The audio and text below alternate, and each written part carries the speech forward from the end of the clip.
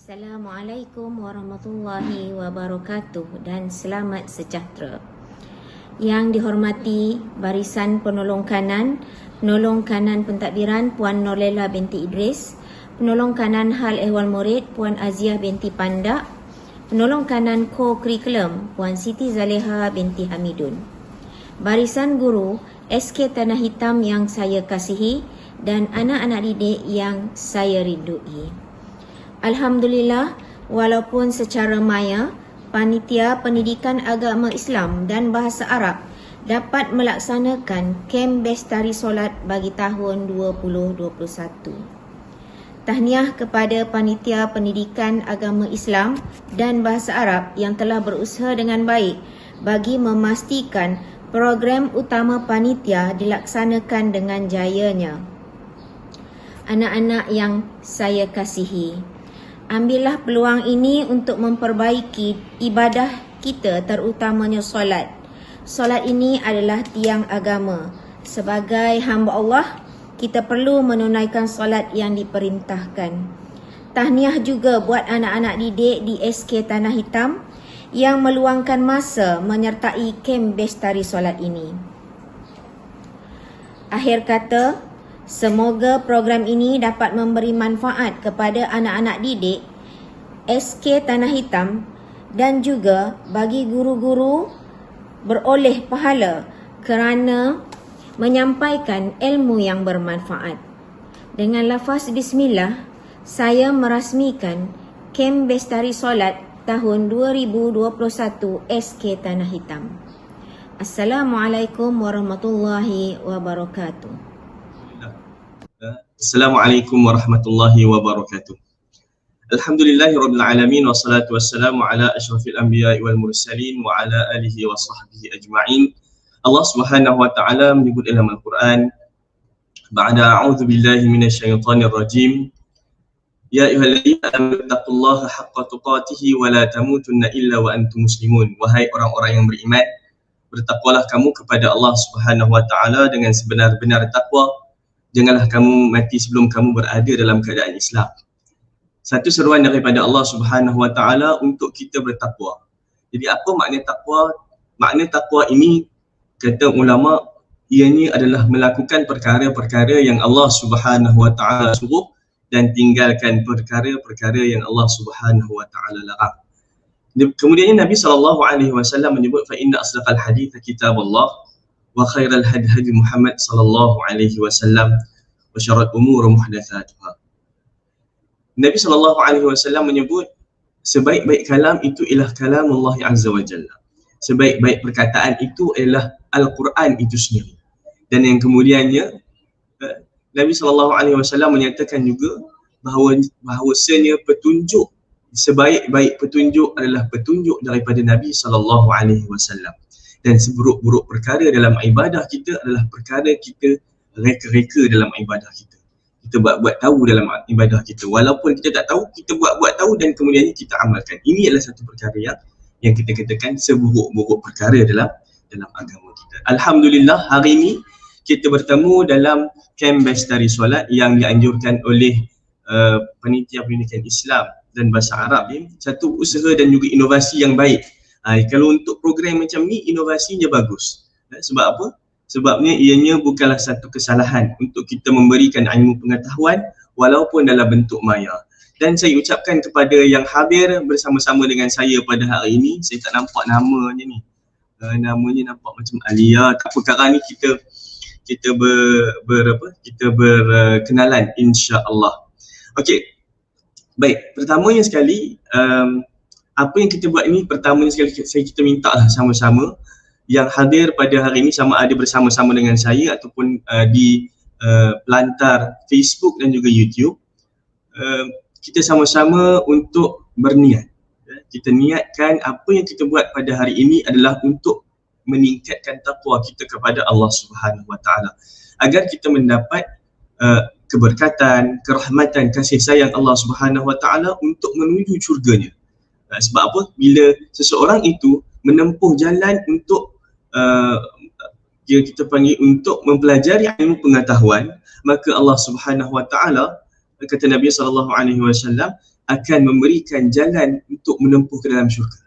Jadi kalau kita ni betul-betul dan benar-benar kita panggil bersedia untuk menerima ilmu pengetahuan, insya-Allah Allah akan mudahkan jalan kita untuk masuk ke dalam syurga. Tambah-tambah lagi sebenarnya kita nak mempelajari tentang ilmu akhirat, ilmu akhirat, insya-Allah. Baik, untuk sesi yang pertama kita akan ambil masa lebih kurang dalam 25 minit untuk mengetahui tata cara wuduk Nabi SAW. Sesi yang pertama ini insya-Allah kita akan melihat berkaitan bagaimana Nabi SAW berwuduk. La salatan illa biwuduk, kata Nabi SAW. Okey, tidak ada solat itu melainkan dengan adanya wuduk. Okay, jadi kita sama-samalah belajar cara bagaimana nak berwuduk, insya-Allah. Baik, pertamanya sekali kita lihat kepada pengertian. Ini definisi apa itu wuduk. Baik, adik-adik yang dirahmati Allah sekalian, wuduk itu ialah satu yang kita katakan ianya diambil daripada perkataan wadha, yang mana bermaksud cantik, indah, berseri. So sebab bila orang kata ni, siapa yang ambil wuduk ni mukanya berseri-seri, sebab apa? Maksud wuduk itu sendiri pun dah membawa makna yang cantik. Baik, tapi daripada segi syarak, biasanya kalau kita nak cerita tentang istilah-istilah dalam fiqh ni, dia adanya istilah bahasa dan juga istilah syarak. Okey, apa makna syarak? Daripada sudut syaraknya, wuduk itu ialah kata nama bagi perbuatan menggunakan air pada anggota-anggota tertentu yang disertai dengan niat. Maknanya benda ni adalah satu kata nama perbuatan. Dia kata perbuatan yang mana kita menggunakan air pada anggota-anggota tertentu dan disertai dengan niat. Ataupun kita katakan dengan bahasa lain senangnya, satu perbuatan lah yang mana kita gunakan air untuk kita basuh certain tempat. Itu bahasa layman yang saya boleh bawa. Baik, itu wuduk. Dalam perkataan lain ada wadu. Kita ada dua, satu wuduk, satu waduk. Waduk ni apa? Waduk ni air itu sendiri. Air yang kita gunakan untuk berwuduk. Baik, itu yang kita katakan ataupun makna wuduk itu sendiri. Dan dalil naqli, bagaimana kita dapat perintah untuk berwuduk ni? Allah Subhanahu Wa Taala menyebut dalam surah Al-Maidah ayat yang ke-6. Siapa yang nak baca, boleh tolong saya baca, silakan. Siapa yang nak baca? Angkat tangan. Siapa yang nak baca? Okey, Fatih, silakan. Auzubillahiminasyaitonirrajim. Bismillahirrahmanirrahim. Ya ayyuhallazina amanu iza qumtum ila ssalati faghsilu wujuhakum wa aydiyakum ilal marafiqi wamsahu biru'usikum wa arjulakum ilal ka'bain. Alhamdulillah, syukur, terima kasih. Sedap suaranya, macam babanya juga. Okey, baik, terima kasih Fatih. Okey, kita tengok apa maknanya. Allah Subhanahu Wa Taala berfirman dalam surah Al-Maidah ayat yang ke-6. Allah kata, wahai orang-orang yang beriman, apabila kamu nak mendirikan solat, maka hendaklah kamu satu, yang pertama ni, faghsilu wujuhakum, basuhlah muka-muka kamu, wa aydiyakum, dan juga basuhlah tangan-tangan kamu, ilal marafiq, sampai ke siku, wamsahu biru'usikum, dan juga sapulah kepala kamu, dan juga wa arjulakum ilal ka'bain, dan juga basuhlah kaki-kaki kamu sampai ke buku lali. Ini ialah perintah Allah Subhanahu Wa Taala apabila kita nak mulakan solat, apabila kita nak bersolat, maka Allah Subhanahu Wa Taala kata apa? Buat perkara ni. Buat perkara ni. Belum lagi dapat wuduk tu lagi kan? Tak ada lagi perkataan wuduk tu. Tetapi kita tahu perbuatan ini ialah kita katakan satu perintah Allah Subhanahu Wa Taala untuk kita berwuduk. Ini ulama dah tetapkan, ini adalah ayat yang mana perintah Allah Subhanahu Wa Taala untuk kita berwuduk. Ini dalil nakli daripada Al-Quran. Allah suruh kita kena buat. So barulah kita akan capai ketakwaan kita kepada Allah Subhanahu Wa Taala. Baik, cara dia macam mana? Kita ada fardu. Kita ada fardu, kita ada sunat dia. Tapi yang fardu ni kalau kata kita buat ini dah sah dah. Kita katakan solat, kita dah sah dah kita punya wuduk kita. Wuduk itu ada 6 perkara, ada 6 rukunnya. Boleh tak sama-sama kalau kita tengok balik, nyanyi dengan saya. Lepas ni insyaAllah nyanyi dengan saya berkaitan dengan rukun wuduk. Saya kalau di dalam kelas saya lah, biasanya kalau kata bila berkaitan dengan wuduk ini saya akan nyanyi. Jadi kita katakan boleh dapat apa yang saya nak nyanyikan ni, nanti lepas ni boleh ikut. Okey. Baik. Nyanyian fardu ataupun rukun wudu. Rukun wudu 6 perkara, selepas niat hai basuh muka, basuh tangan, sapu kepala, kaki juga jangan dilupa, biar tertib perlahan-lahan, jangan membazir itu amal syaitan. Mari kita semua amalkan, nanti kita diberkati Tuhan. Jangan lepas ni kamu terus buat mencece, tak ada. Dia sampai situ je. Okey. Baik, senang tak? Mudah tak? Okey. Jadi kalau mudah kita ulang sekali lagi insya-Allah sama-sama kita nyanyikan. Di depan skrin masing-masing. Baik. Rukun wudu 6 perkara, selepas niat hai basuh muka, basuh tangan, sapu kepala, kaki juga jangan dilupa, biar tertib perlahan-lahan, jangan membazir itu amal syaitan. Mari kita semua amalkan, nanti kita diberkati Tuhan. Okey, itu dia lagu rukun wuduk. Kalau kata kita nak gunakan pendekatan nyanyian adalah lebih mudah untuk kita ingat. Supaya apa? Nanti bila kita nak berwuduk kita ingat, okey, pertama niat, lepas niat basuh muka, lepas tu basuh tangan, sapu kepala, lepas tu basuh kaki. Dan kita buat ikut kepada apa? Ikut kepada tertib dia. Nombor 1, nombor 2, nombor 3, nombor 4, nombor 5. Makanya telah sahlah kita punya wuduk. Boleh sembahyang tak lepas tu? Boleh. Begitu. Baik, seterusnya kita tengok kepada Ubay berwuduk. Kita tengok cara bagaimana kita berwuduk. Okey. Boleh kot kita tengok kalau tak ada apa nama kita panggil, kalau tak ada sound bagi tahu saya ya. Okey, sekejap. Cara-cara bagaimana Nabi SAW berwuduk. Okey. Pertama, membaca bismillah sambil membasuh kedua tangan 3 kali. Bismillah.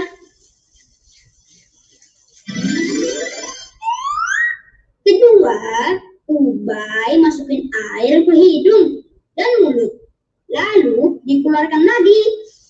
Caranya, ambil air pakai tangan kanan, Ubay masukin air tersebut dan hidung. Keluarkan air dari hidung, lalu keluarkan air dari mulut. Kata Umi, harus sering latihan, nanti lama-lama lancar insya Allah. 3. Membasuh muka. Saat membasuh muka, Ubay juga menghadirkan niat untuk berwudu. Membasuh artinya ada air yang mengalir di bagian tubuh yang sedang dikenakan air.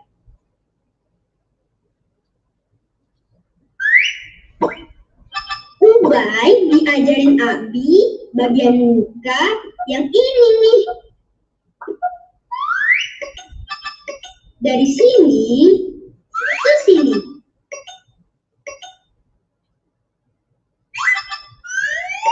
Dari batas rambut atas ke bagian bawah dagu.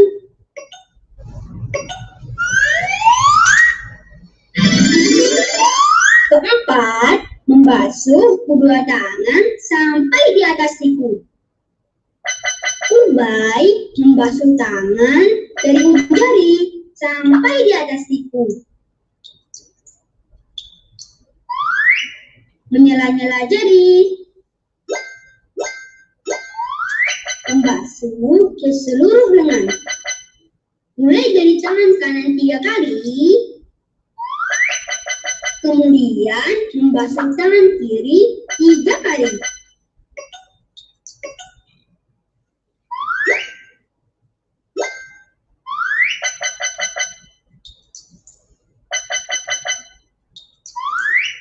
Membasuh berarti ada air yang mengalir di tangan kita.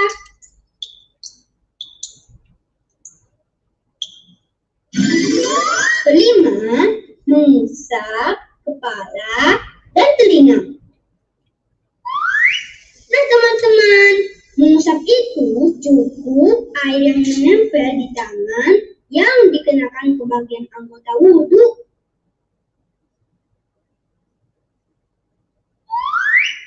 Ubay mengusap kepala dari depan sampai tengkuk.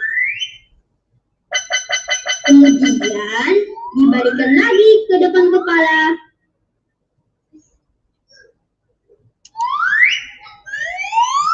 Setelah itu, mengusap seluruh bagian telinga.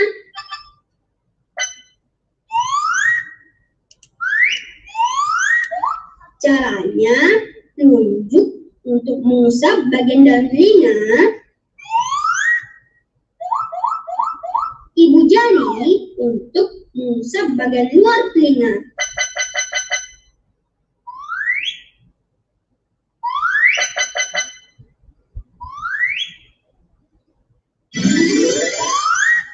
Keenam, membasuh kedua kaki sampai di atas mata kaki.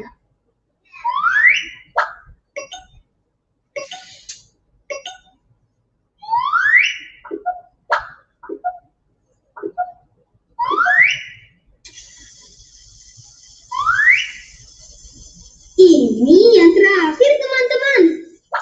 Ubay membasuh kaki sampai di atas mata kaki.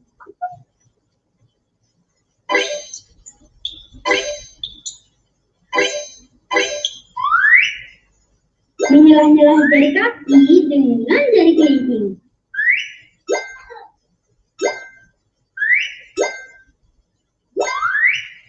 Ubay pastiin bagian telapak kaki juga kena air dan gak ada kotoran yang menempel di sana, biar sah wudhunya. Kaki kanan 3 kali, baru kaki kiri 3 kali.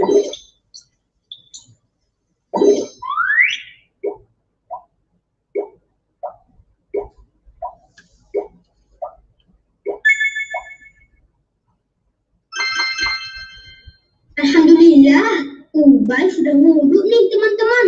Sekarang Ubay mau baca doa setelah wudhu dulu.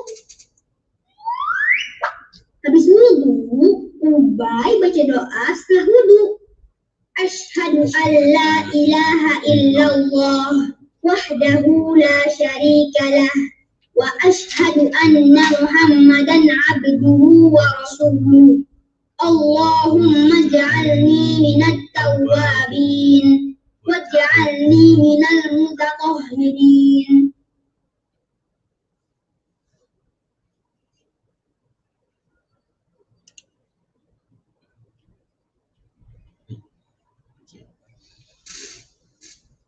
Baik, bagaimana tadi dengan kita panggil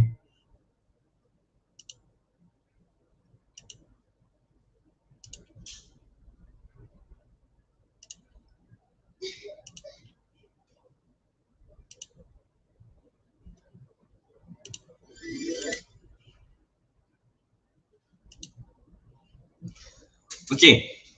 Baik. Kita tengok tadi kita dah tengok dah bagaimana kita nak mengambil wuduk. Itu ialah cara-cara yang kita katakan bagaimana untuk kita mengambil wuduk, yang mana ianya kita mulakan dengan bismillah, kita membasuh tangan, kemudian kita berkumur, masukkan air ke dalam hidung, kemudian kita berniat, basuh muka, basuh tangan, sapu kepala, telinga dan juga akhir sekali dengan kaki, yang mana selepas habis itu kita pun kita katakan ianya berdoa kepada Allah Subhanahu Wa Taala. Dan saya haraplah doa tadi itu kita boleh hafal sama-sama. Ada orang tanya, Ustaz macam mana nak niat? Masa tu kan kita dah buat dah mulakan dengan bismillah. Lepas tu kita dah dah basuh-basuh, dah apa semua, tiba-tiba nak baca niat. Macam mana? Baca je lah. Kan? Dia tak jadi masalah. Baca pun boleh, tak baca pun tak apa. Dengan syarat kita menghadirkan dalam hati kita kata aku nak wuduk ni kerana Allah Ta'ala, ataupun kita baca dalam hati kita nawaitu wudu'a lillahi ta'ala. Lepas tu basuh muka. Boleh ke macam tu? Boleh, tak jadi masalah. Ini kerana susahnya Ustaz. Dia siapa yang buat susah tu sebenarnya dia tak nak buat. Itu je. Kalau buat, insya-Allah kita akan mudah dan juga dipermudahkan oleh Allah Subhanahu Wa Taala. Sebab apa? Sebab kita nak melaksanakan suatu tuntutan Allah Subhanahu Wa Taala. Baik, inilah perkara-perkara sunat yang mana kita boleh buat ketika kita berwuduk, seperti mana yang kita tengok dalam video tadi. Semua ni tadi macam nilah, sama je lebih kurang. Dia punya tu sama sahaja.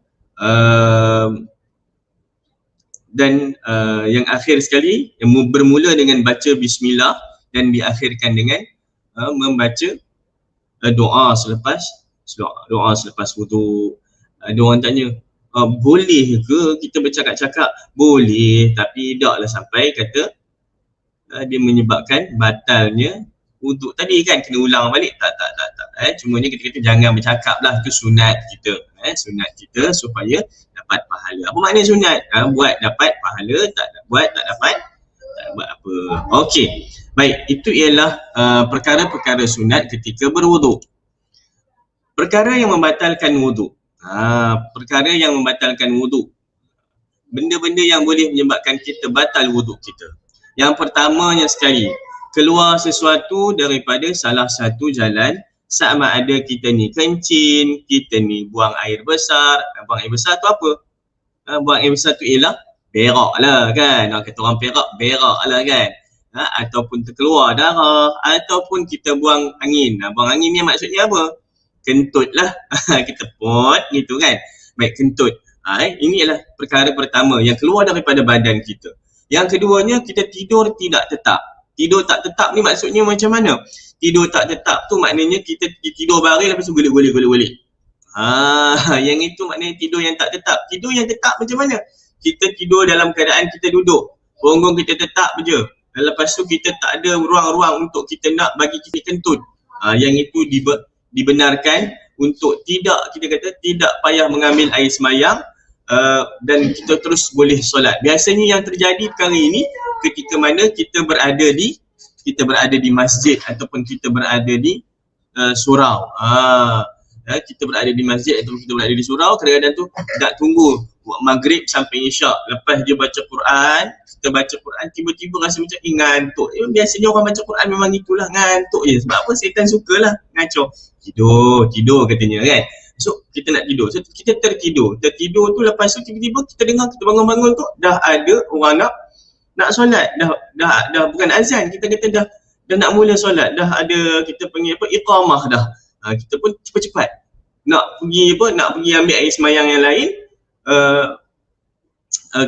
Rugilah nak angkat takbir yang pertama bersama dengan imam. Jadi kita pun kata okey, tak apa, aku tadi tidur tak ada baring-baring apa semua. Kita pastikan kita tak kentut apa semua. Okey, boleh, sah, aku punya wuduk masih boleh guna. Terus solat. Boleh tak macam tu? Boleh. Baik.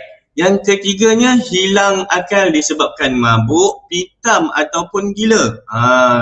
Bila kita gila, kita mabuk, kita pitam, tak boleh buat apa. Macam dalam YouTube ke mana tu yang macam tu kan. Tak boleh buat apa. Makanya batal lahu wuduk. Yang keempat, menyentuh seorang ajnabi tanpa berlapik. kamu lelaki, ada kawan kamu perempuan. Kamu tiba-tiba pergi gatal-gatal kamu, hang itu kan. Sentuh kawan kamu. Kulit dia. Batal ke tidak? Batal. Amboi. Haji Mnor nak nyentuh orang. Boleh ke tidak? Tak boleh sentuh orang perempuan. Kalau yang lelaki, yang perempuan tak boleh nak kata-kata gidi-gidi gitu. Kau nak pergi semayang kan? Sentuh dia. Boleh ke tidak? Tak boleh. Batal air semayang, amboi. Fatih biasa buat ke Fatih? Okey. Baik. Kemudiannya yang kelima, menyentuh kemaluan sendiri ataupun orang lain sama ada bahagian depan ataupun bahagian belakang dengan tapak tangan ataupun jari tanpa berlapik. Yang biasanya kita buat, kita tersentuh, menyentuh kemaluan sendiri. Yang itu biasalah kita tahu kan. Ini sentuh orang lain macam mana ni? Kau pergi kat tu, sentuh. Bukan. Maksudnya mungkinlah kita kata adik kamu ke mak suruh kita Alia, pergi kejap ni, adik kamu tu tengah kencing dekat dalam bilik air tu, tolong basuhkan sekejap. Mak saya dah ada wudu, pergilah kejap dengan ada mak kata kan. Kamu pun masuk dalam bilik air, kamu basuh, kamu cuci. Kamu cuci bontot adik kamu, kamu cuci adik kamu yang kemaluan. Lepas tu kamu nak semayang, boleh ke tak? Tak boleh, kena ambil air sembahyang yang lain. Itu dia. Kenapa Fatih? Duk tunjuk-tunjuk tu. Okey, baik. Alright, ini ialah perkara-perkara yang membatalkan wuduk. Baik. Perkara-perkara yang makruh yang dilakukan ketika berwuduk. Macam kita nyanyi tadilah. Pertamanya sekali, berlebih-lebihan menggunakan air ketika berwuduk. Kita gunakan air itu lebih. Membazir. Ini amalan membazir itu amalan syaitan. Innal mubadzirina kanu ikhwana syayatin. Kata Allah Subhanahu Wa Taala. Sungguhnya pembaziran itu, orang yang membazir itu adalah orang yang kita katakan kawan ataupun saudara kepada syaitan. Jadi jangan membazir air, buka sikit-sikit aja. Jangan pergi situ buka kan. Biasanya dekat masjid, kat surau macam tu seronok. Sebab orang bayar, kita free kan. Kalau dekat rumah kita tu mak tempik lama dah kan. Ini orang bayar kan. Jangan macam tu. Kita kena buka pelan-pelan, sikit dulu air tu bagi mengalir cantik. Cukup sekadar kita kata apa, boleh kita ambil air tu dengan cepat. Dengan cepat, jangan membazir. Okey, itu yang pertama. Kemudiannya yang kedua, membasuh tangan kiri sebelum tangan kanan. Kita ambil, aku tak kira aku nak buat tangan kiri dulu. Boleh ke tidak? Sah kan wuduk tu? Sah, cumanya makruh. Apa makna makruh? Makruh ni buat tak apa. Buatnya tak ngapa, tapi tinggal lebih baik. Allah suka kalau orang tinggalkan makruh ni. Macam tu maksud dia. Baik, yang ketiga, menggelapkan anggota wuduk. Mengelap anggota wuduk dengan kain ataupun tuala. Lepas je habis, kita ambil wuduk ni, kita ambil tawal, kita lap bagi begini. Yang itu perkaranya perkara makruh. Menampar muka dengan air. Waktu kita tengah basuh muka tu kan, kita basuh muka tu, kita begitu. Boleh ke tidak?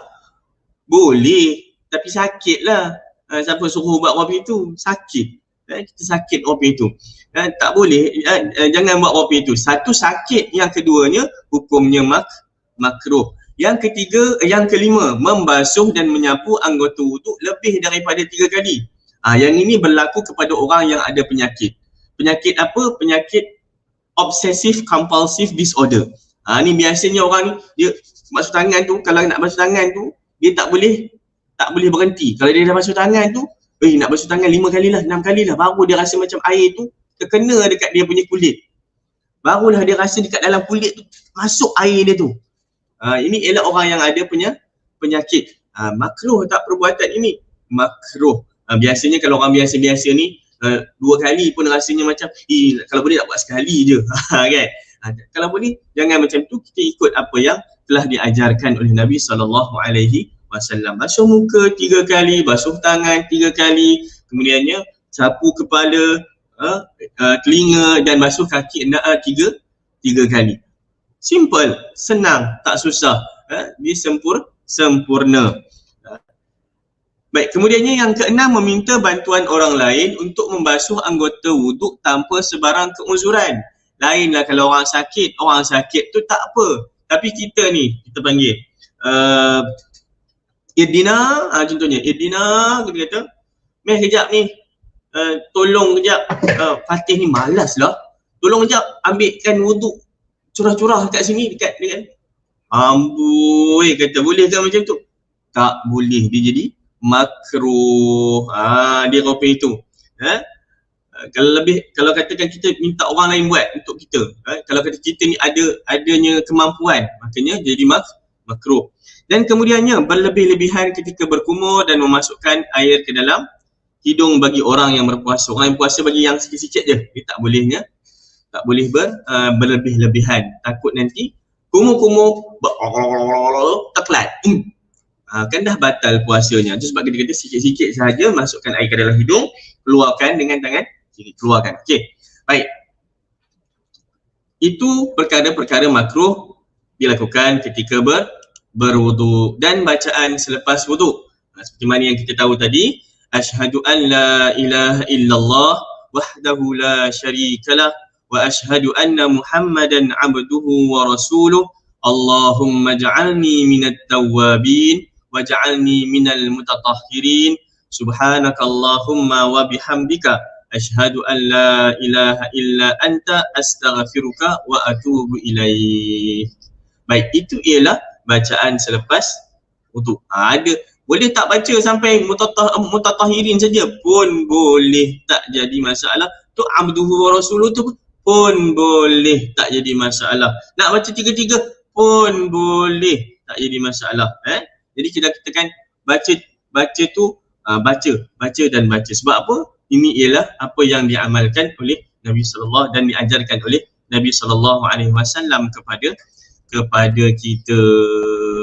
Okey, ni bacaan selepas wuduk. Okey, sebelum kita teruskan, ada soalan tak? Saya nak tengok ada tak soalan. Ada soalan tak? Alia, okey tak Alia? Boleh dapat? Okey. Ustazah okey ke Ustazah? Okey, ngam. Irdina. Okey Irdina. Afrina. Okey Afrina.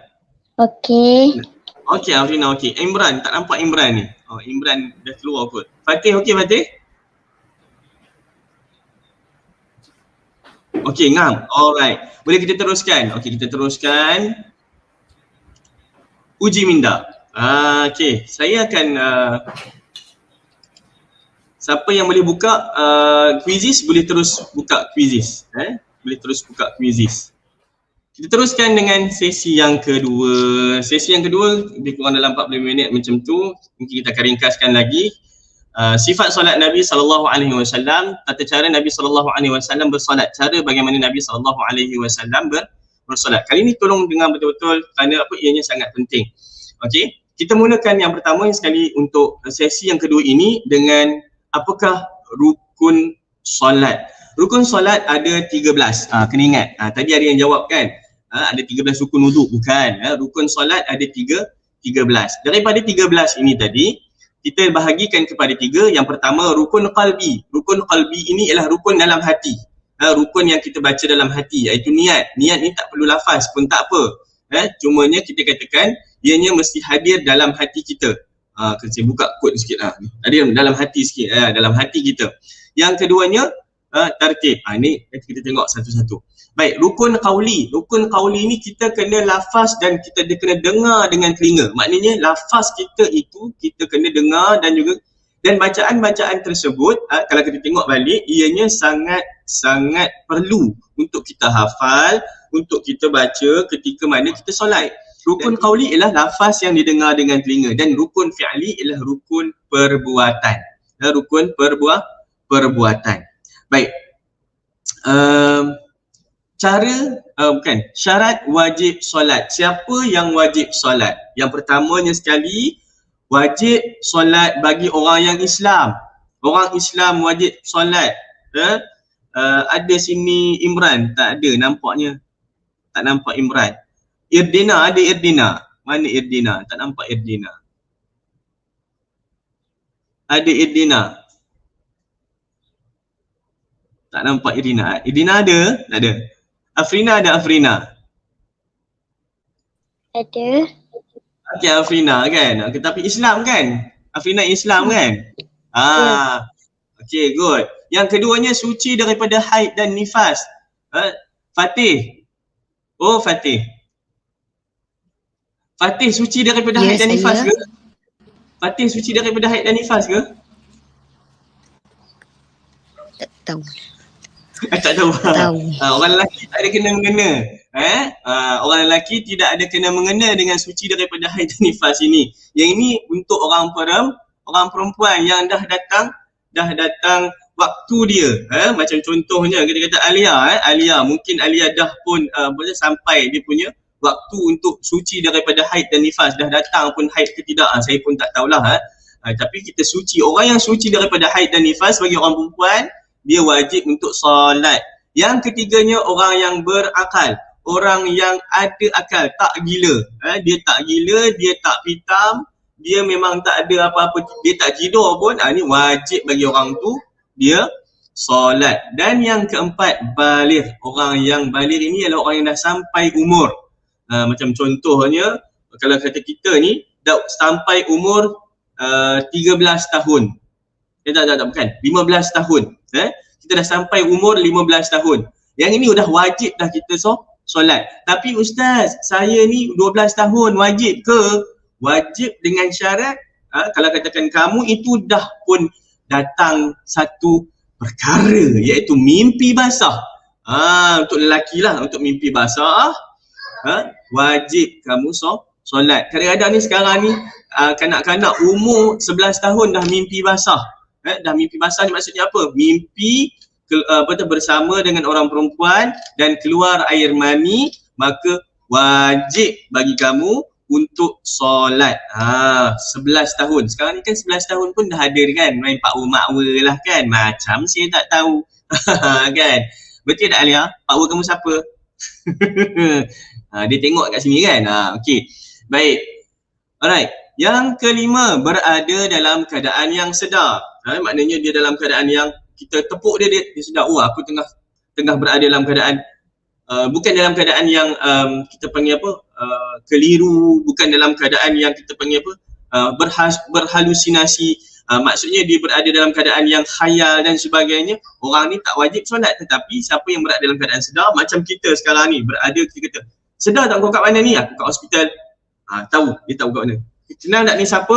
Kenal. Yang ini ialah penama doktor. Contohnya macam tu. Ini siapa? Yang ini Ustaz Amirul. Itu tadi siapa? Itu Ustaz Al-Hafiz. Contoh, kenal. Berada dalam keadaan macam tu, wajib untuk kita solat. Dan syarat sah solat. Tadi wajib solat ni syarat sah. Pertama sekali, taharah, suci. Tadi kita dah belajar tentang wuduk. Wuduk itulah salah satu daripada cara kita bersuci. Tanzih badan wa tanzihul qalbi. Tanzih qalbi itu kita lain cerita ni. Tapi tanzihul badan, maksudnya kita bersihkan diri kita daripada segala kekotoran, daripada najis. Sama ada najis besar ataupun najis yang kecil, kita suci dengan mengambil wuduk. Yang keduanya, syarat sah kita ialah masuk waktu solat. Ustaz, saya nak semayang asar tapi saya tak nak tunggu waktu asar. Boleh ke tak? Tak nak tunggu waktu asar, macam mana tu? Boleh ke tak masuk semayang asar? Tak boleh lah. Mungkin boleh nak masuk waktu asar esok, tapi semayang asar hari ni. Tu tunggu esok boleh lah. Tapi kalau katakan nak masuk waktu, kamu berada dalam keadaan waktu zuhur, nak semayang asar, tapi waktu asar tak masuk lagi, maknanya tak boleh semayang asar. Tak boleh lagi. Belum sah lagi solat asar tersebut. Tapi bila kita dengar sahaja muazzin dan kita tahu waktu masuknya waktu itu, makanya sah solat kita apabila dah masuk waktu solat. Macam contohnya kalau kita dekat rumah lah kan, sekarang ni tak boleh nak keluar kan. Dengar muazzin azan daripada masjid, daripada surau.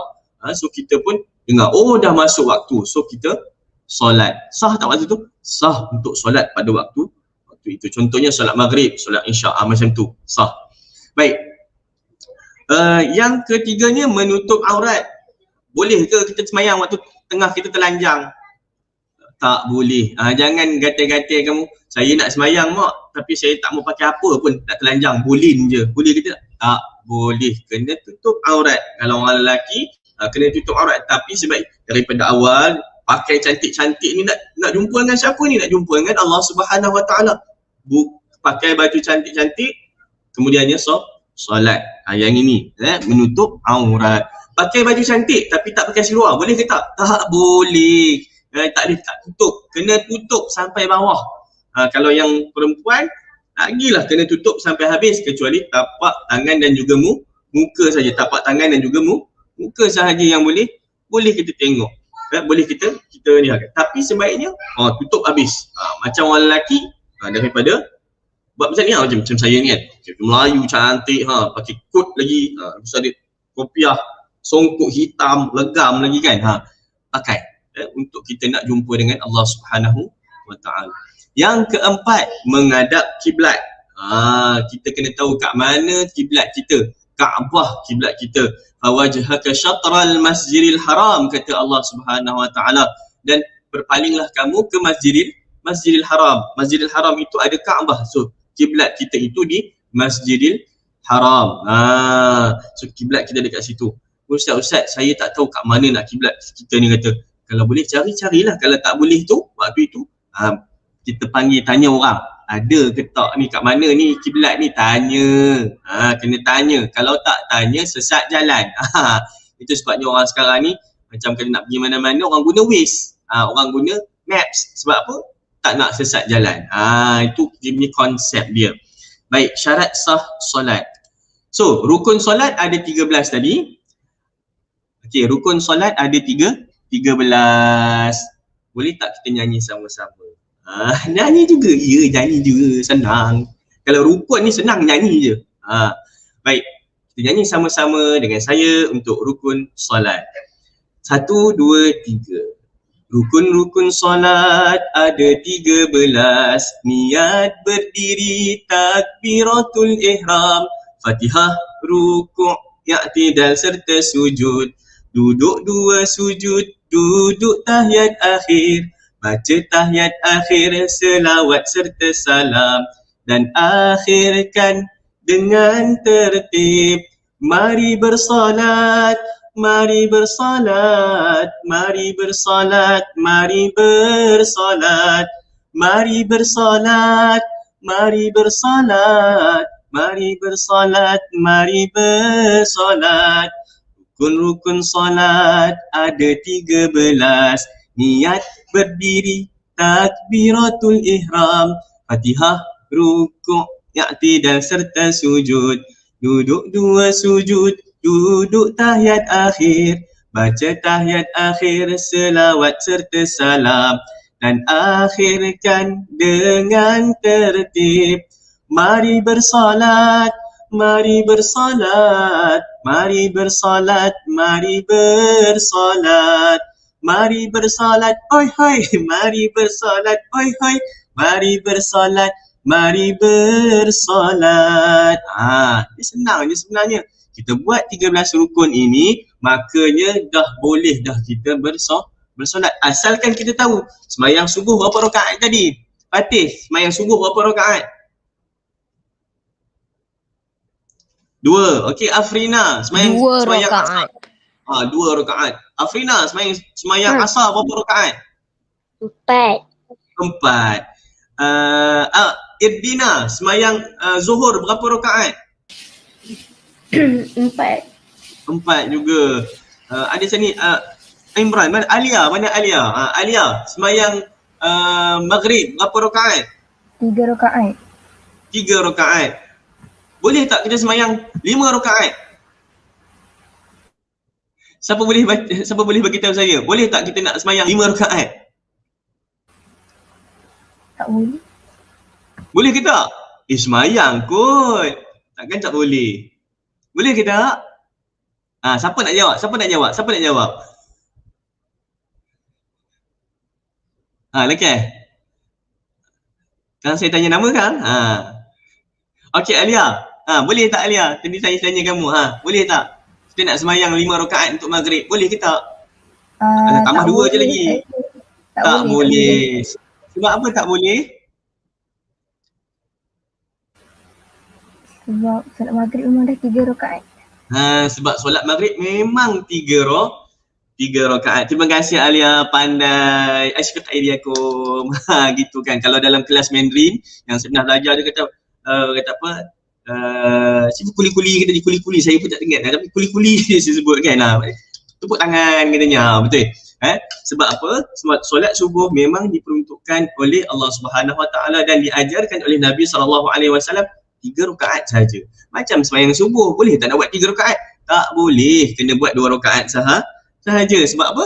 Sebabnya memang peruntukan dia macam itu. Dia kata, bolehlah aku tu buat 3 rakaat, kata bukannya susah mana. Tak boleh. Sebab apa? Memang dah diperuntukkan untuk buat 2 rakaat untuk sembahyang subuh dan 3 rakaat untuk sembahyang maghrib. Bolehlah tu nak nak buat ibadat-ibadat yang lain tu boleh tak? Tak boleh. Yang lain pun tak boleh. Maknanya semua yang mana yang telah kitab 2, 4, 3, 4 tu memang dah ditetapkan. Tak boleh nak ubah-ubah. Okey. Baik. Tapi berbeza dengan apa? Berbeza dengan bacaan. Bacaan ada banyak. Rukun qauli ni lain sikit. Dia ada banyak. Tapi kalau katakan yang apa nama ni, macam yang tadi tu, nanti tak boleh ubah. Tak boleh ubah. Okey. Itu kita panggil dia sebagai rukun solat. Kita tengok rukun yang pertama. Rukun pertama ialah niat. Niat itu apa? Qasad. Keinginan untuk melakukan sesuatu yang diiringi dengan perbuatan. Setiap perkara yang kita buat itu pasti ada niat. Saya tak sengaja lah nak membunuh orang. Tengok. Dia kata dia tak sengaja tapi sebenarnya dia dah buat. Maknanya dia ada niat lah dia nak membunuh tapi tak sengaja nak bunuh. Macam tu je sebenarnya. Dia dia kata. Maknanya dia ada niat tak? Ada niat sebenarnya nak membunuh. Contohnya macam saya hari ni saya nak niat nak puasa tapi saya tak buat. Niat ada dah niat dekat situ. Dan orang yang berniat ni kalau dia niat buat baik, dia akan dapat satu pahala. Tapi kalau dia niat buat baik dan dia buat perkara tersebut, malaikat akan bagi dia pahala yang lebih. Sampailah 700 pahala kalau tak salah saya. Itu dalam dalam hadis kursi. So kita banyak niatkan yang baik. Tempatnya dekat mana? Niat ni datang je dekat dalam hati. Dia bukannya dekat sini. Yang ini kita panggil dia lafaz niat. Sebutan niat. Sebut. Macam contohnya, usalli fardal maghribi 3 raka'atin adaan lillahi ta'ala. Okey. Yang itu ialah lafaz di mulut. Tetapi dalam hati aku nak sembahyang maghrib 3 rakaat lah kerana Allah Ta'ala. Yang itu je yang paling penting. Dalam hati kata aku nak sembahyang ni. Itu paling penting. Keinginan kita untuk nak melakukan sesuatu yang diiringi dengan perbuatan. Dan syarat sah niat mesti diiringi dengan takbiratul ihram untuk solat. Maknanya kita mulakan solat itu, maknanya apa? Solat itu bermulanya dengan takbiratul ihram dan perbuatan-perbuatan tertentu yang diakhiri dengan perbuatan salam. Itu maksud solat. Perbuatan yang dimulakan dengan takbiratul ihram dan juga perbuatan-perbuatan tertentu dan bacaan-bacaan tertentu yang mana akhirnya diakhiri dengan salam. Habis salam, habislah. Itu ialah makna solat daripada sudut syarak itu sendiri. So, jadinya niat kena ada takbiratul ihram. Baru kita masuk dalam sembahyang itu sendiri. Hati kena fokus dan sedar ketika mengangkat takbir. Masa dia angkat takbir dia tengah mabuk. Allah tak tahu apa dia baca. Itu sebabnya Allah larang kita waktu kita tengah mabuk, waktu kita tengah berkhayal, waktu kita tengah tak boleh nak berfikir, jangan solat. Tengah kena contohnya lah, ada orang tengah hisap dadah. Ni saya selalu sebut kalau orang kalau korang tengah steam ni, korang jangan sembahyang, main-main kata. Korang dah buat something yang tak baik, hilangkan steam tu dulu. Lagi ada sedar dulu.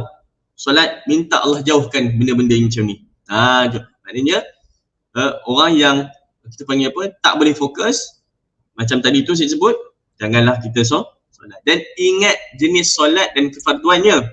Solat tu jenis apa? Solat fardu ke solat sunat? Dan juga fardu ni apa? Kita nak buat fardu maghrib ke, isyak ke, subuh ke, apa semua. Macam tu. Kita kena tahu masuk waktu apa time tu. Jadinya kita kena alert. Baik. Yang keduanya, rukun yang kedua ialah berdiri betul, berdiri tegak. Wa qumu lillahi qanitin, kata Allah Subhanahu Wa Taala. Orang yang nak sembahyang seeloknya rukunnya, seeloknya kita berdiri. Berdiri. Ada yang berdiri ni macam-macam jenis berdiri ada. Macam-macam jenis berdiri ada. Ada yang kangkang besar-besar. Dia tak bagi orang nak duduk tepi dia. Kangkang besar-besar. Sebaik-baiknya kita katakan orang nak duduk macam tu. Dia macam ni je, tegak je sikit je. Dia buka situ, 1, 2. Orang tu. Maknanya itu dia punya ni kedudukan kaki dia. Mesti tegak ke tempat ke Kaabah, ke kiblat. Macam tu kaki dia kena macam tu. Betul-betul. Sikit je buka. Mula-mula rapat. Naik gini, itu macam tu. Itu ialah yang terbaik lah. Ada orang kata nak kangkang lagi besar kata. Kangkang besar tu kalau badan besar tak apalah. Ini badan kecil ni kangkang besar-besar apa kan. Nanti dia jadi balik. Orang perempuan macam mana orang perempuan? Orang perempuan rapat kan. Orang perempuannya rapat. Boleh ke nak buat macam ni? Kamu tak boleh nak berdiri rapat-rapat tu, janganlah rapat benar kan. Jarakkan sikit supaya ada selesa lah kita nak keseimbangan badan kita tu orang perempuan pun ya. Boleh tak jadi masalah. Okey? Sebab apa? Saya rajin saya tengok kalau anak saya tu, dia rapat tu macam ni badan dia. Macam ni dia tak boleh nak imbang. So dia buka sikit supaya kita boleh imbang badan. Bila dia imbang, dia boleh imbang badan dia. Boleh ke macam tu? Boleh, tak ada masalah. Boleh, tak ada masalah. Okey. Itu ialah berdiri tegak. Berdiri tegak. Takbiratul ihram. Apa makna takbiratul ihram? Allahu Akbar. Allahu Akbar. Perkataan Allahu Akbar itu ialah takbiratul ihram. Waktu mana kita nak buat? Selepas niat tu kita terus Allahu Akbar.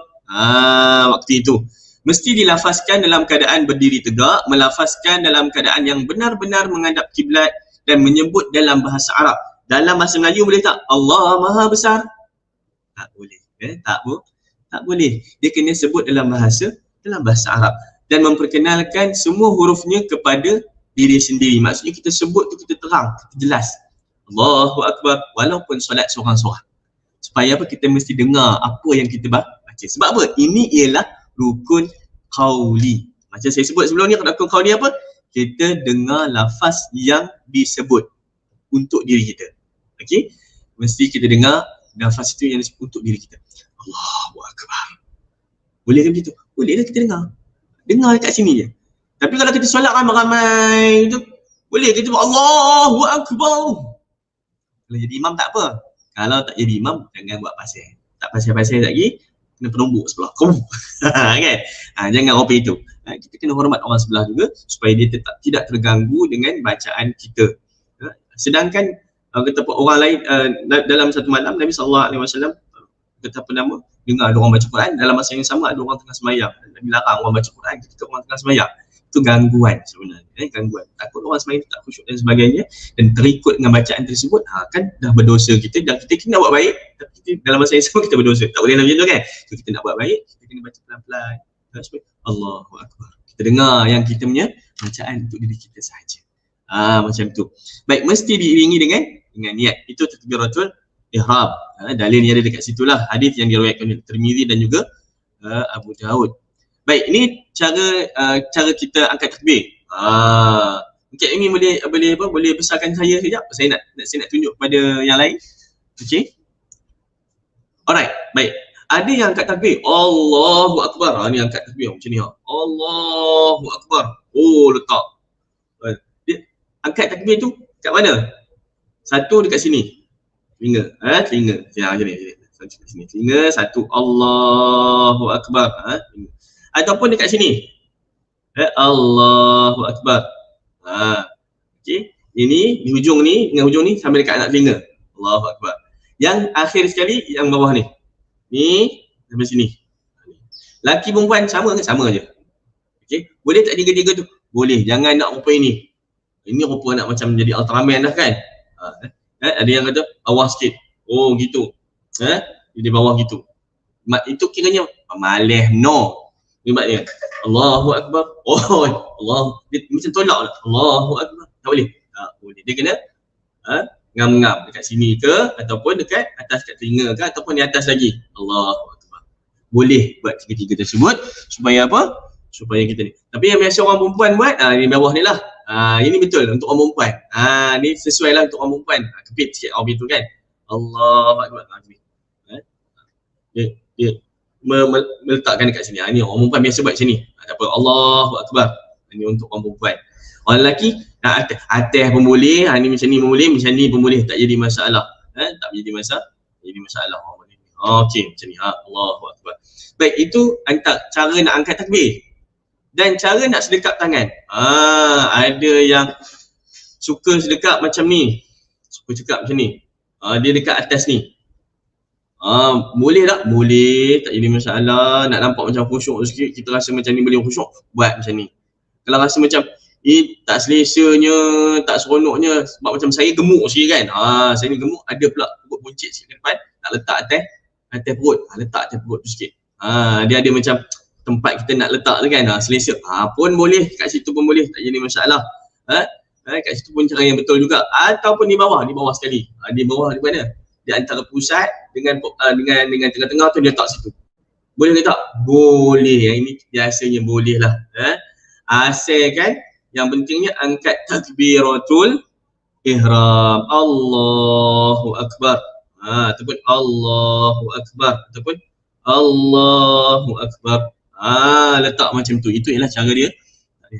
Bacaan ni apa? Takbiratul ihram tadi kena kena iring. Macam mana bacaan takbiratul ihram? Allahu Akbar.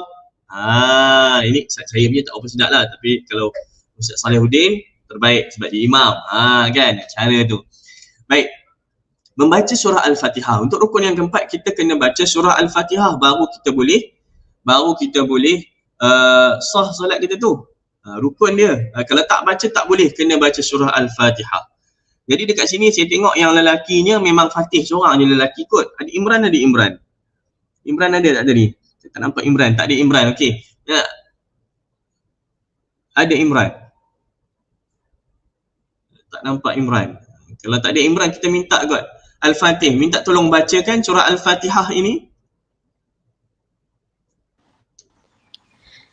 أعوذ بالله من الشيطان الرجيم بسم الله الرحمن الرحيم الحمد لله رب العالمين الرحمن الرحيم مالك يوم الدين إياك نعبد وإياك نستعين اهدنا الصراط المستقيم صراط الذين أنعمت عليهم غير المغضوب عليهم ولا الضالين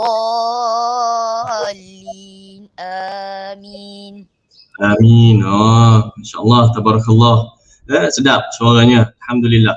Baik, bacaan surah Al-Fatihah. Alhamdulillah. Bismillahirrahmanirrahim. Ataupun sebelum tu kita baca doa iftitah. Allahu Akbar kabira walhamdulillahi kathira wa subhanallahi bukratan wa asila. Ataupun sampai habis. Kemudiannya kita baca ta'awuz.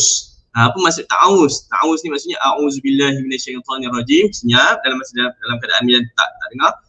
Bismillahirrahmanirrahim. Alhamdulillahi rabbil alamin. Arrahmanirrahim. Malik yaumiddin. Iyyaka na'budu wa iyyaka nasta'in. Ila akhir ayat. Baik, bila baca tu kita kena baca dengan keadaan yang bersemangat supaya apa? Kita ni nak mohon kepada Allah Subhanahu Wa Taala. Ini surah Al-Fatihah ni kalau tengok balik sangat seronok. Tadi saya lupa nak minta tolong Ustaz Al-Hafiz sebenarnya nyanyikan lagu surah Al-Fatihah, makna surah Al-Fatihah tadi. Seronok kalau kita nyanyikan benda sama-sama. Okey. Syarat surah Al-Fatihah, diri sendiri dengan surah Al-Fatihah itu sendiri, baca dengan tertib, jaga makhraj huruf, baca dalam bahasa Arab, tak boleh baca terjemahan. Mesti baca dalam keadaan yang masih berdiri. Kalau duduk macam ni Ustaz, kalau orang sakit tu macam mana? Kena baca surah Al-Fatihah. Tak kira lah dia duduk ke, dia berdiri ke, dia kena baca. Okey, tamakninah. Kemudiannya dia rukuk. Bacaan rukuk, kita nak tengok bacaan rukuk. Kita tengok rukuk dia dulu. Okey, ini cara rukuk yang betul. Maknanya dia 90 darjah. Okey, macam ni. Okey. Letakkan tangan dekat mana? Betul-betul pegang lutut. Betul-betul pegang lutut dan dia ada tamakninah dia. Bacaan dia macam mana? Kita tengok sama-sama bacaan dia. Subhana rabbiyal azimi wa bihamdih. Subhana rabbiyal azimi wa bihamdih. Subhana rabbiyal azimi wa bihamdih. Maha suci Tuhanku yang maha agung dan segala puji untuknya. Dibaca sebanyak 3 kali. Ini ialah bacaan ketika rukuk. Ustaz, saya ni tak pandai sangat lah Ustaz. Tak ingat sangat nak sampai wa bihamdihi tu, tak ingat. Boleh tak baca subhan rabbiyal azim? Baca je 3 kali. Boleh tak macam tu? Pun boleh. Pun boleh, tak jadi masalah. Tapi sebaiknya baca terus wa bihamdi. Sikit je pun, tolonglah baca sikit je pun kan boleh. Subhana rabbiyal azimi wa bihamdi. Subhana rabbiyal azimi wa bihamdi. Subhana rabbiyal azimi wa bihamdi. Okey. Kemudiannya kita yang i'tidal. Yang i'tidal ni macam mana? Kita bangun daripada rukuk. Kita bangun. Ni yang i'tidal. Kita bangun daripada rukuk. Jangan gatalkan tangan-tangan tu, jangan gatal-gatal sangat. Sami Allahu liman hamidah, letak je kat bawah.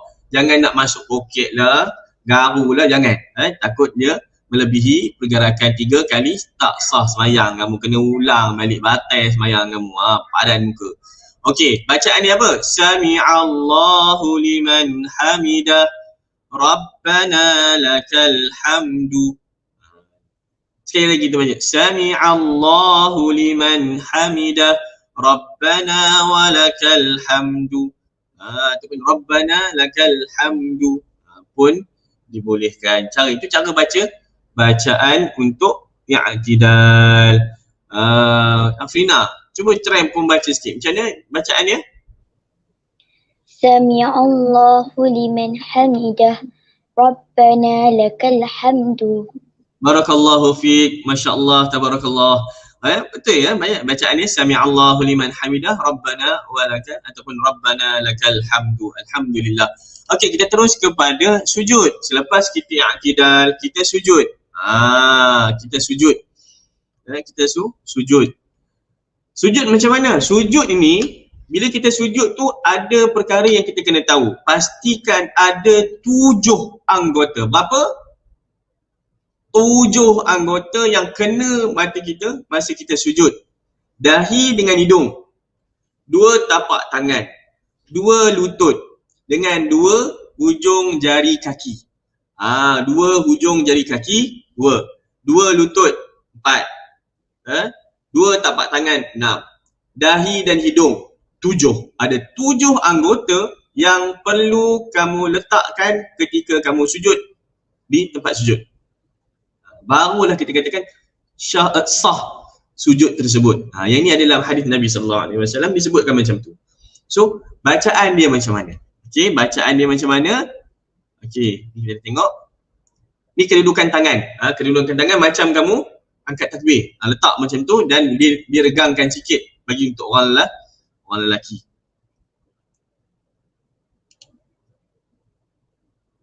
Boleh tak letak macam tu? Macam anjing tu. Tak boleh, kena angkat. Kena angkat kamu punya siku. Tak boleh. Seperti mana yang telah diriwayatkan oleh Muslim dan juga Ahmad. Letakkan kedua-dua telapak tangan kamu dan angkatlah siku kamu. Angkat siku. Dia tak boleh letak rapat macam ni, tak boleh. Okey. Boleh ke macam ni? Ni tak boleh. Ni satu kesalahan. Tapi buat macam kamu sedang angkat takbir. Sama ada macam ni ataupun macam ni, ataupun letak di macam saya katakan tadi, macam kamu tengah angkat takbiratul ihram itu tadi. Okey, buat macam tu. Baik, kedudukan kaki waktu kita tengah sujud, yang ini yang terbaik sekali lah. Rapatkan kaki kamu, rapatkan kaki. Yang ni boleh tak macam ni? Boleh, tapi takut nanti kamu tersailak kamu. Kalau orang lelaki tu selalu begitu. Kalau pakai kain, terutama yang pakai kain, Ada angin sikit tu, oh dah takut batal pula kamu punya solat. Sebab apa? Terselak nampak kamu punya aurat kamu. Tak sah sembahyang jadinya. Kena betul-betul tahulah. Itu sebabnya kalau orang pakai kain ni biasanya dia akan pakai lain. Pakai seluar yang lain. Itu yang terbaik lah. Pakai seluar lain supaya tak nampak aurat tu. Tertutup sikit. Pakai seluar seteng. Bukan seluar seteng, kita panggil seluar yang suku-suku tu kan. Yang kaki suku dekat tu. Okay, pakai kat situ. Baik, yang terbaiknya sujud kaki macam ni agar dia boleh rapat. Dan kita boleh bagi kita punya kain tu pun dah, dia tak adalah bila angin tolak tu tak ada dia mengembang. Ni biasanya dah lah kembang. Lepas tu silap-silap hari bulan tu ada yang tukang selak je pula kan. Ada yang tukang selak kan. Fatih biasa kan macam tu kan, mak abang kan. Adik-adik kamu yang Frina kan, macam tu adik-adik kamu pun biasa buat. Ambilnya mak kamu punya kain tu diselak gitu, dia terbuka gelak kan. Orang tengah sembahyang dia buat kopi tu, boleh ke tak? Tak boleh. Itu sebabnya kata kalau boleh rapatkan kaki supaya ada benda yang nak masuk tu tak boleh masuk. Macam tu kucing dan sebagainya kan. Sekarang ni kan kucing banyak kan, tambah-tambah oyen kan, nakal sikit oyen ni kan. Okey, bacaan ketika sujud. Tadi subhana rabbiyal azim. Ini kita tengok subhana rabbiyal a'la wa bihamdih. Subhana rabbiyal a'la wa bihamdih. Subhana rabbiyal a'la wa bihamdih. Okey. Subhana rabbiyal a'la wa bihamdih. Kita baca sikit, kita nak tengok siapa yang boleh baca sini. Kita minta siapa ya? Kita minta Irdina. Jadi Irdina mana? Irdina minta tolong baca. Subhana rabbiyal a'la wa bihamdi. Aywa. Lagi sekali baca 3 kali nak dengar. Subhana rabbiyal a'la wa bihamdi. Subhana rabbiyal a'la wa bihamdi. Masya Allah, tabarakallah. Ini adalah bacaan yang perlu kamu baca ketika sujud. Terima kasih. Terima kasih Hirdina. Okey. Baik. Duduk antara dua sujud. Duduk antara dua sujud, hendaklah duduk sebagaimana kita katakan duduk, macam mana sebut? Letakkan kaki kamu yang kaki kiri ini di atas punggung dan juga letakkan kaki sebelah kanan tu tegak. Macam tu. Ini kita panggil dia duduk iftirash. Macam ni. Okey, ini macam ni. Okey, kena duduk macam ni. Ini ialah duduk antara dua sujud. Dua iftirash. Ataupun kalau kamu susahlah nak duduk ni, saya gemuk. Saya gemuk. Susah nak duduk macam tu. Kena duduk macam mana? Bolehlah duduk macam, dia kena macam kita panggil macam mana, saya nak sebut. Mungkin sini boleh tengok. Dia macam ni, kita letakkan kaki tu macam ni. Macam kita tengah sujud kan, kita rapat. Kita bangun tu macam tu juga. Kita duduk atas tu. Pun boleh juga, ataupun kita panggil iqa'. Kita boleh duduk macam tu juga. Kalau tak boleh sangat-sangat. Kalau boleh, yang terbaik yang ini. Ini yang terbaik jugalah. Ini yang popular. Ini yang terbaik, ini popular di kalangan kita macam ni. Walaupun kita katakan ada setengah orang tak boleh nak buat kan. Ada setengah orang tak boleh nak buat. Dan saya kadang-kadang tu sakit lenguh tak boleh. So kita ada pilihan untuk kita nak ni. Okey, gemuk. Maklumlah gemuk kan. Gemuk. Saya ni gemuk juga. Kan? Bukan gemuk. Berbadan besar kan. Okey. Ini ialah kaki kanan ditegakkan di atas lantai dan hujung kaki menghadap ke arah kiblat, dan kedudukan cara duduk ni antara dua sujud ini semua sama untuk lelaki ataupun perempuan. Sama je perbuatan dia, lelaki perempuan sama. Kena buat macam ni. Itu yang sebaiknya untuk kita lah. Baik. Dan kita letak tangan tu macam mana? Letak elok-elok. Jangan nak gatal-gatal garu-garu apa semua tu, kita letak elok-elok macam ni. Yang ini kita katakan kedudukan tangan yang betul. Ada yang macam ni, kata apa, ini kita kata dah melampau-lampau jangan. Kita nak bersahaja macam ni lah, ni kita panggil dia bersahaja. Duduk dalam keadaan yang bersahaja. Baik, bacaan dia apa? Bacaannya Rabbi ghafirli warhamni wajburni warfa'ni warzuqni wahdini wa'afini wa'fu anni. Bacaan dia Rabbi ghafirli warhamni wajburni warfa'ni warzuqni wahdini wa'afini wa'fu anni. Cuba kita nak tengok siapa boleh baca. Alia, tolong baca kejap. Kita nak tengok sikit. Ali ada tahu ni mesti dia boleh baca punya. Rabbighfirli warhamni wajburni warfa'ni warzuqni wahdini wa'afini wa'afa'ni. Masya Allah, tabarakallah. Bagus, tahniah. Baik, bacaannya bagus. Okey. Yang ini ialah bacaan yang kita kena duduk ketika kita duduk antara dua sujud. Ustaz, saya baru belajar panjang dengan bur-bur-bur ni belakang ni macam mana Ustaz nak apanya? Saya nak semayang, Tuhan dah panggil, macam mana ni caranya Ustaz? Tak boleh yang lain tu. Tak boleh nak hafal macam tu. Sebut sahaja Rabbighfirli, Rabbighfirli 2 kali. Boleh ke Ustaz? Tapi kamu dah semayang juga, tak boleh nak hafal. Ambil yang pendek macam. Kan? Sebab apa? Rabbighfirli juga ada dalam riwayat yang lain. Nak semayang ni, kita kena semayang juga. Sebab apa? Sebab kita ni dah berada dalam keadaan yang sepatutnya kita katakan mesti solat. Mesti solat dah. Sebab apa? Kita nak mohon Allah Subhanahu Wa Taala angkat balik kita punya pandemik COVID-19 ni. Asyik duduk kat rumah je, tak tahan dah ni. Sampai kan nak jumpa tak boleh kan? Macam ni, asyik-asyik kena buat online macam ni kan. Kita nak kena berjumpa macam ni baru kita. So, ambil Rabbighfirli. Solat tu doa kepada Allah Subhanahu Wa Taala. Okey, itu rukun yang ke-8. Kita masuk rukun yang ke-9, duduk tahiyat akhir. Ataupun duduk tasyahud. Duduk tahiyat akhir ni macam mana? Cara dia duduk dia macam ni. Ni duduk tahiyat akhir ataupun duduk tawaruk kita panggil. Duduk tawaruk dan kedudukan jari sebelah kanan ataupun tangan sebelah kanan ketika mengangkat syahadah, dan ketika duduk pun macam ni juga, dan kedudukan kakinya kaki kanan dan di bawahnya ada kaki kiri yang melipat. Kaki kiri yang melipat. Okey, ni cara duduk tawaruk kita panggil. Baik, bacaan dia. Bacaan dia ialah bacaan tasyahud akhir. Banyak sebenarnya riwayat, tapi biasanya kita akan baca dalam ataupun yang kita belajar biasa dekat sekolah, kita akan baca At-tahiyyatul mubarakatus salawatut tayyibatu lillah. Assalamu alayka ayyuhan nabiyyu wa rahmatullahi wa barakatuh. Assalamu alayna wa ala ibadillahis salihin. Ashhadu an la ilaha illallah wa ashhadu anna Muhammadar Rasulullah. Yang ini ialah bacaan dia. Ustaz macam mana Ustaz, panjang penuh. Kena baca, kena hafal. Tak boleh nak kata apa. Yang ini ialah rukun. Kena hafal. Tak dapat tidak, wajib hafal. Ni salah satu daripada tugasan tahun 4 sampai tahun 6 nanti.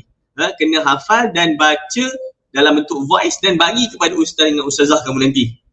Kan? Baik, ini ialah dia punya At-tahiyyatul mubarakatus salawatut tayyibatu lillah. Assalamu alayka ayyuhan nabi wa rahmatullahi wa barakatuh. Assalamu alayna wa ala ibadillahis salihin. Ashhadu an la ilaha illallah wa ashhadu anna Muhammadar Rasulullah. Itu bacaan tahiyat akhir. Bacaan tahiyat akhir. Kena baca macam mana? Macam biasa jugalah, kena dengar telinga sendiri, baca dalam bahasa Arab supaya tak ada kekeliruan. Kita kena baca dengan betul dan sebagainya, dan ikut tertib bacaan macam mana yang Nabi SAW baca. Ada juga bacaan yang daripada Ibnu Mas'ud, ada yang bacaan daripada Umar, ada yang bacaan daripada Ibnu Umar. So baca yang kita belajar, baca yang kita belajar. Okey. Baik, kemudiannya selawat. Selepas dia habis kita baca asyhadu an la ilaha illallah wa asyhadu anna Muhammadar Rasulullah, kita kena baca selawat. Apa kita baca selawat tu? Selawat tu kita panggil dia selawat Ibrahimiyah. Selawat Ibrahimiyah. Sebab apa Ibrahimiyah? Sebabnya ada perkataan Ibrahim dekat situ. Sebab ada perkataan Ibrahim dekat situ. Baik. Bacaannya macam mana? Allahumma salli ala Muhammad wa ala ali Muhammad kama sallaita ala Ibrahim wa ala ali Ibrahim wa barik ala Muhammad wa ala ali Muhammad kama barakta ala Ibrahim wa ala ali Ibrahim fil alamin innaka Hamidum Majid. Ini salawat Ibrahimiyah. Allahumma salli ala Muhammad wa ala ali Muhammad kama sallaita ala Ibrahim wa ala ali Ibrahim wa barik ala Muhammad wa ala ali Muhammad kama barakta ala Ibrahim wa ala ali Ibrahim fil alamin innaka Hamidum Majid. Kita berselawat kepada Nabi SAW dengan selawat Ibrahimiyah. Ini selawat yang paling lengkap sekali. Selawat yang paling lengkap yang Nabi SAW ajarkan kepada kita waktu dalam solat. Jadi kita baca selawat ini waktu bila-bila pun tak apa sebenarnya, baca selawat yang macam ni. Sebab apa? Selawat ini selawat yang terbaik sekali. Tapi dalam solat, inilah selawat yang kita baca untuk kita baca dalam solat. Okey. Dan sebelum kita memberi salam, ni rukun yang ke 11 ni, lepas tu ada rukun 12. Rukun 12 tu salam kan. Tapi sebelum kita bagi salam ada sunat. Sunat untuk kita baca doa sebenarnya. Ini antara doa yang kita boleh baca lah. Antara doa yang kita boleh baca, Allahumma inni a'udzubika minal adzabil qabr wa min adzabi jahannam wa min fitnatil mahya wal mamat wa min syarri fitnatil masihid dajjal. Ini sebelum kita bagi salam. Nabi SAW banyak ajarkan bacaan-bacaan doa sebelum kita habis kita baca ataupun kita bagi salam. Banyak sebenarnya. Ada yang Allahumma inni a'udzubika minal Allahumma inni a'udzubika minan nar wa a'udzubika min Allahumma inna as'aluka ilman nafi'a. Macam-macam ya, boleh baca untuk kita bacakan sebelum tahiyat, sebelum memberi salam. Okey, ini adalah antaranya. Ataupun Rabbana atina fid dunya hasanah wa fil akhirati hasanah wa qina azabannar. Baru bagi salam. Senang, tak susah mana. Supaya apa? Kita dipelihara oleh Allah Subhanahu Wa Taala, itu sebenarnya. Baik, kemudiannya apa? Memberi salam yang pertama. Membaca salam macam mana? Assalamualaikum warahmatullahi. Pandang ke sebelah kanan. Kemudiannya Assalamualaikum warahmatullahi. Pandang sebelah kiri. Biasa kita buat macam mana? Biasa kita kan Assalamualaikum warahmatullahi. Kita pergi ngangguk dulu. Assalamualaikum warahmatullahi. Itu biasa kita buat. Sebab apa? Sebab tak tahulah. Sebab mungkin terikut-ikut kot.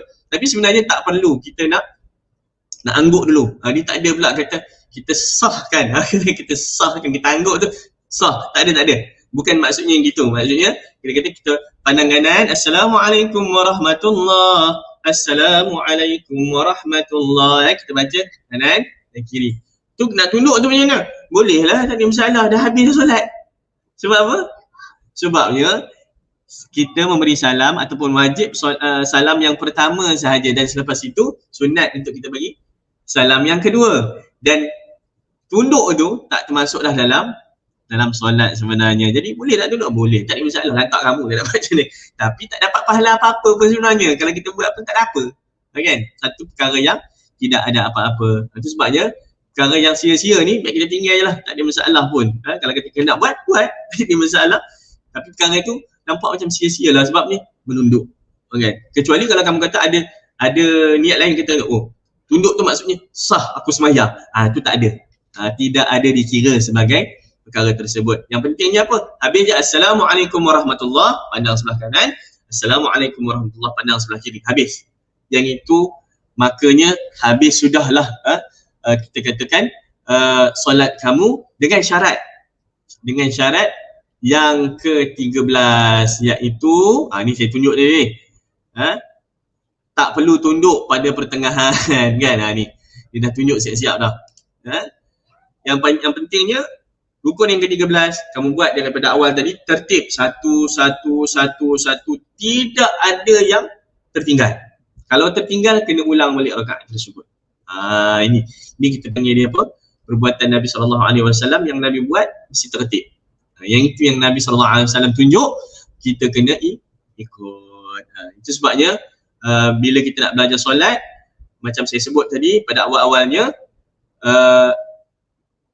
wa khairal hadi Muhammad sallallahu alaihi wasallam, dan sebaik-baik petunjuk adalah petunjuk daripada Nabi sallallahu alaihi wasallam. Jadi Nabi buat macam ni, kita pun buat macam itulah. Okey. Baik.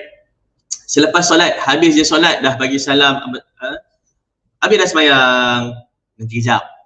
Ada satu perkara yang kamu kena tahu, bahawasanya Nabi SAW ajarkan kepada kita, apabila kita dah selesai solat, jangan terus bangun, istighfar dulu. Macam mana nak istighfar ni? Imam Auza'i kata apa? Cara Nabi SAW istighfar, astaghfirullah, astaghfirullah, astaghfirullah. Cukup sekadar macam tu. Lepas tu kamu nak bangun, kamu bangunlah. Okey? Okay. Kalau boleh, lepas dia bagi salam, Assalamualaikum warahmatullah, Assalamualaikum warahmatullah, Astaghfirullah, astaghfirullah, astaghfirullah, Allahumma antas salam wa minkas salam, tabarakta dzal jalali wal ikram. Okey, mesti nak bangun, terpulang. Nak duduk, cantik. Boleh baca ayat kursi, boleh baca tasbih, takbir, tahmid, supaya supaya kita dilindungi oleh Allah Subhanahu Wa Taala. Tambah-tambah selepas subuh dengan selepas asar. Kalau kita baca ayat kursi selepas subuh dengan selepas asar, Allah akan gantikan malaikat tu daripada yang subuh tadi kita baca, Allah akan gantikan waktu asar nanti akan ada malaikat ganti yang jaga kita. Dia ganti pula sampailah waktu subuh balik. Macam itulah kalau kita baca ayatul kursi. Ini tu lepas solat baca ayat kursi. Senang. Kan? Kita baca situ. Siapa yang jaga kita? Allah Subhanahu Wa Taala akan jaga kita lepas itu. Baik, untuk akhir kalam, sebelum kita habis.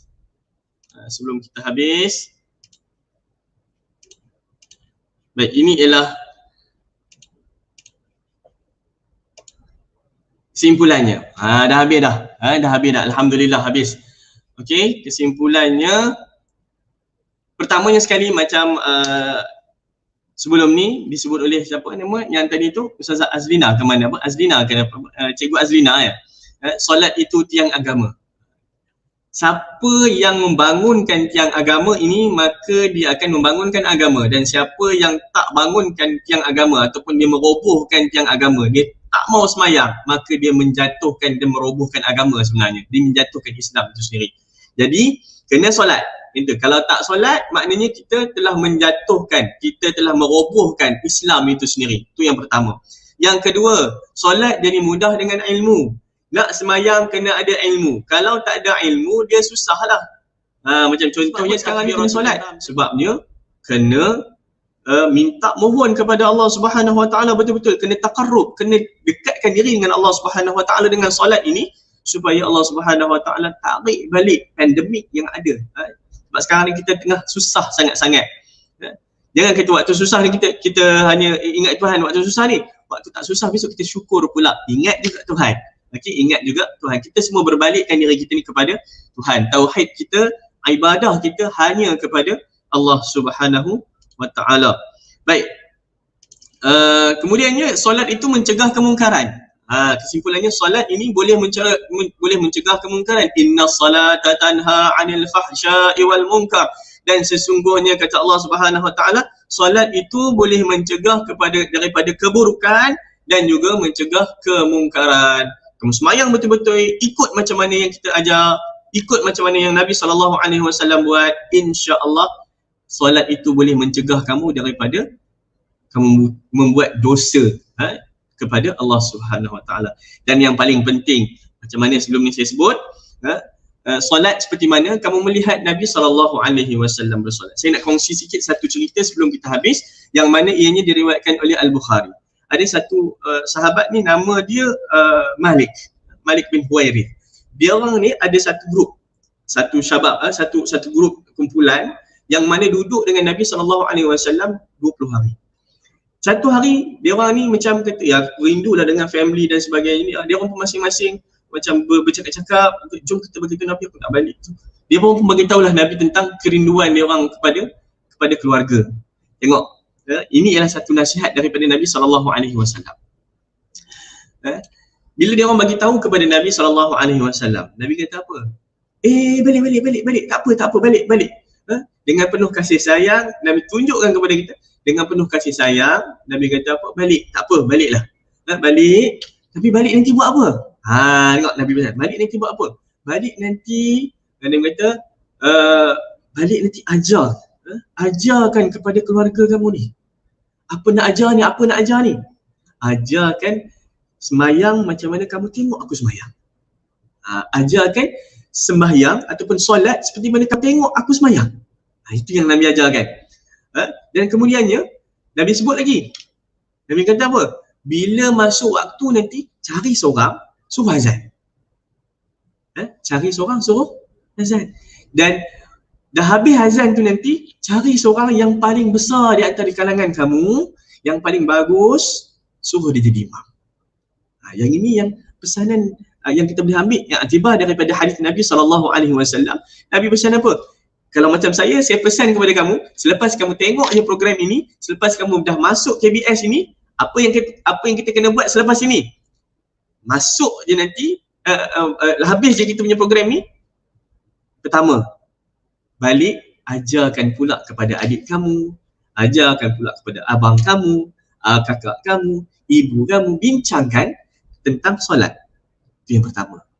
Kemudiannya, kalau kata sekarang ni tak boleh nak pergi masjid, abang kamu mungkinlah umur dah lebih daripada 18 boleh pergi masjid, kamu tak boleh lagi. Ajak yang mana umur di bawah 18 ini, okey? Ajak yang mana yang di umur 12 tahun ini jadi imam. Azan. Adik kamu yang kecil boleh azan kot, azan. Dan kemudiannya ada abang kamu dia boleh jadi imam, bagi jadi imam. Kalau kamu paling besar, kamulah jadi imam. Tak pun ada ayah jadi imam. Minta ayah tolong jadi imam. Barulah kita akan adakan apa? Satu, kita panggil apa? Bi'ah. Solat di rumah ketika PKP 3.0 ini. Inilah pesanan saya juga, ianya selarilah dengan pesanan Nabi SAW kepada seluruh umat manusia ataupun seluruh umatnya supaya apa? Supaya bersolat. Wallahu alam. Saya rasa itu saja kot daripada saya pada hari ini. Yang baik itu datang daripada Allah, yang kurang tu saya mohon maaf sangat-sangat. Saya ingatkan sejam je, rupanya dah lebih masa. Apa nama ni? Adik yang dah menguap-nguap tu saya minta maaf sangat-sangat. Itu saja kot daripada saya. Saya ucapkan selamat maju jaya dan kita doakan Allah angkat semula wabak yang telah diberikan kepada kita dan kita istighfar kepada Allah Subhanahu wa taala. Subhanakallahumma wa bihamdika asyhadu an la ilaha illa anta astaghfiruka wa atubu ilaik. Wal 'asr innal insana lafi khusr illa alladhina amanu wa 'amilus solihat wa tawassaw bil haqq wa tawassaw bis sabr. Assalamualaikum warahmatullahi wabarakatuh dan kembali kepada acara majlis. Terima kasih.